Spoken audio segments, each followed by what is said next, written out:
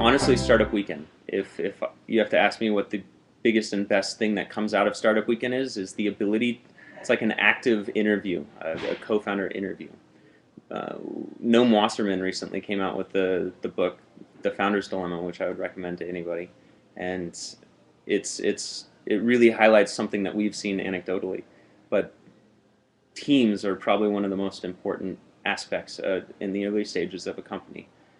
Not so much the ideas. It's much more about the dynamics between the co-founders.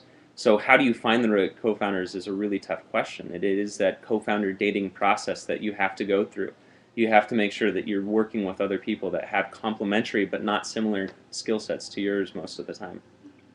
So my number one tip for selecting a co-founder is to actually work with that person, and that's what we give you the environment to do at Startup Weekend.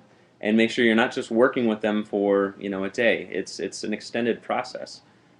Being able to come out of a 54-hour event and knowing that you worked with 5 people and 2 of them could potentially be co-founders, that's one of the most valuable things that we can provide, and that I would recommend anybody that's looking for co-founders to go through.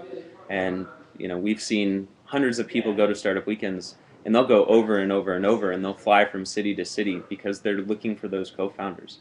They're learning how to build those teams. Ask the right questions, because so often it's not about the surface level, the product, the idea that you're trying to build. It's so much more about, is your spouse supportive? Are we both passionate about doing the same things? Do you want to make $1 million, or do you want to save the world if it comes down to it? Are you going to call this a full-time job?